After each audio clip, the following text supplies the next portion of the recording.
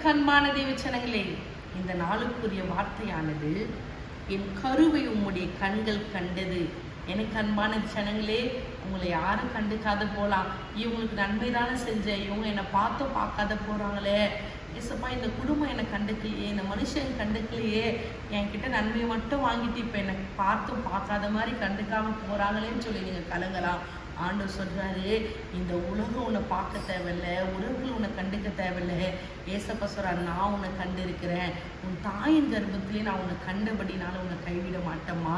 இன்றைக்கு கூட உன்னை பார்த்து எல்லாரும் அலடின்னு சொல்லலாம், என் வயிற்றுல ஒரு குழந்தை நிற்காதா, நான் குழந்தைய பார்க்காதே செத்துடுவேனா, என் குழந்தைய நான் அம்மானு கூப்பிடாதா அப்பான்னு கூப்பிடாதான்னு சொல்லி ஏங்கலாம். ஆண்டவர் சொல்றாரு, இந்த உலகம் உன்னை மலடின்லாம், குழந்தை பிறக்காதுன்னலாம், ஆனால் ஆண்டவர் சொல்ற, இல்லாத கர்ப்பத்தில் நான் கருவை உண்டாக்கிட்டேன், உன் கருவை நான் கண்டு கொண்டே இருக்கிறேம்மா. சீக்கிரத்தில் அந்த கருவை கர்த்தர் வெளிப்படுத்த போறாரு, உன் குடும்பத்துக்கு வெளிப்படுத்த போறாரு. அவர் கண்டதை மனுஷன் இனி மறைக்கவே முடியாது.